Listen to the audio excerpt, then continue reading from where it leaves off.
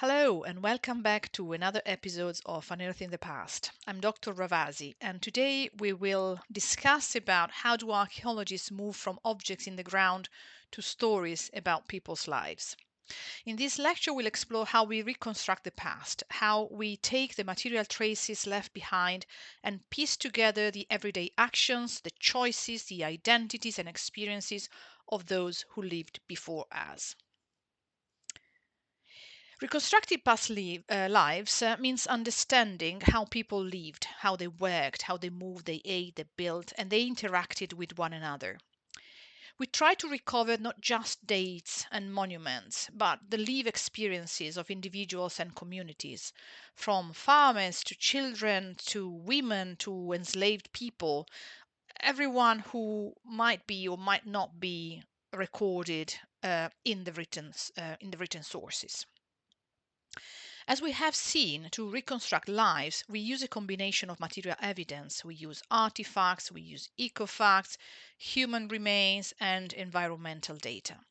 Each type of evidence gives us different clues. Pottery, for example, may suggest trade or domestic routines, while bones and isotopes can reveal diet and mobility. One of the first questions we ask is who occupied a certain space and how did they use it? By analyzing the layout of structures and the distribution of artifacts and features within them, we can distinguish, for example, public from private areas, living spaces from workspaces, and begin to infer who lived or worked there. A particularly interesting case study is that of Penelope Allison's research at Pompeii. Literary evidence suggests that certain spaces in Roman elite houses were highly specialized. For example, the atrium of the house was described as the place where the head of the household met visitors and displayed ancestral portraits. However, by examining the artifacts discovered in rooms sealed by the eruption of Mount Vesuvius, Allison was able to nuance this picture a little bit. She showed that spaces in Roman elite houses were often far less specialized than ancient texts imply, and that they could be used for a wide range of domestic and non-domestic activities, many of which go unreported in the written sources. Food is an element that is central to life, and ecofacts like charred grains, fish bones, and kitchen waste help us reconstruct what people ate and how they prepared it. Stable isotope analysis of bones can even tell us how much meat or grain or dairy a person consumed across their life. As a well-known example is the study of Ötzi the Iceman, a man who lived and died in the Alps about 5,300 years ago. Sequential analysis of pollen and plants macrofossils preserved in his digestive tract revealed not only that he died in spring and had consumed a final meal of cereals and meat, but also that in the last 33 hours of his life, he moved across different alpine environments from low altitude woodlands to high pastures. This demonstrates how ecofacts can provide crucial insights into seasonality, into diet and mobility that material culture alone cannot reveal.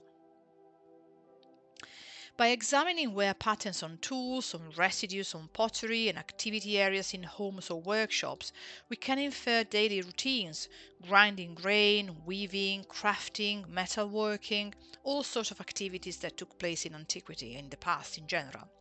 Traces of these activities help us visualize how time was spent, by whom, where, and how labor was organized within household and more broadly within the community. The example you see here is from Nola in southern Italy.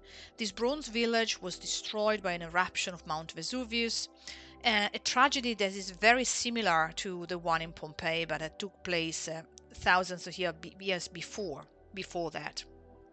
And similarly to what happened in Pompeii, it allowed for the preservation of the village, of its huts, their content, and even the animals living there. An almost unique opportunity for those studying prehistoric sites. This has provided an invaluable source of information for archaeologists trying to understand how the community of Nola lived and transformed the landscape around them. Religious and cultural beliefs also often and can leave material traces. burial customs, shrines, or symbolic objects. These often generally offer glimpses into how people understood life and death and the divine, more generally speaking. Ritual deposits can also help us reconstruct aspects of identity, status, and belonging within past communities. Um, we can't, however, we have, however, to be mindful of the fact that material traces reflect only a very small part of ancient and past beliefs and ritual practices. There is a lot that obviously did not enter into the material culture. The example you see here is a Roman curse tablet. Yes, you heard it right. It's a it's an object, it's a Roman object. Its Latin name is defixio. Such small pieces of bronze or lead were inscribed within ill spells against someone and then buried or sometimes even thrown into the water. These defixiones were meant to bind, to silence, to harm, or otherwise influence the targeted individual, calling upon gods or the underworld spirits to intervene on the writer's behalf. They offer us a unique information on the unofficial system of beliefs in the Roman communities, something that the written sources or the grand temples really cannot offer us. Archaeology helps us recover the full life course from birth to death. Human remains can show signs of childhood malnutrition, labor stress, or age related disease. We also look at how people were buried, alone or in groups, with or without grave goods. Each decision really reflects the social values and the relationships the individual had within a certain community at a given time. Reconstructed lives is interpretative and often speculative. Not all evidence survives, and much of our reconstruction depends on the way we reconstruct past rituals depends on our questions and our assumptions. Take this image as an example. It shows a professional mourner in China performing the act of mourning the deceased, a practice that may or may not be reflected in the archaeological record, should it, be excavated at the burial in the future. The fact that she is a professional paid to mourn a strange person, something that was common, for example, in southern Italy until the early 20th century and is also attested in other cultural contexts, highlights how socially and ritual significant practices can leave little or no material trace at all. Without written or ethnographic sources, such roles and performances would be almost impossible to identify archaeologically, reminding us that our reconstruction of the past and in general of past ritual practices are based only on a very small fraction of what originally constituted the full ritual experience. So ultimately, reconstructed past lives is about storytelling, responsible, evidence based storytelling. We start with fragments in the ground and build narratives grounded in context, comparison, and analysis. Through this process, we give voice to people who left no written record, but who shaped the world that we now inhabit. So, this is all for today. I hope you have enjoyed this session, and I will see you the next time. Bye.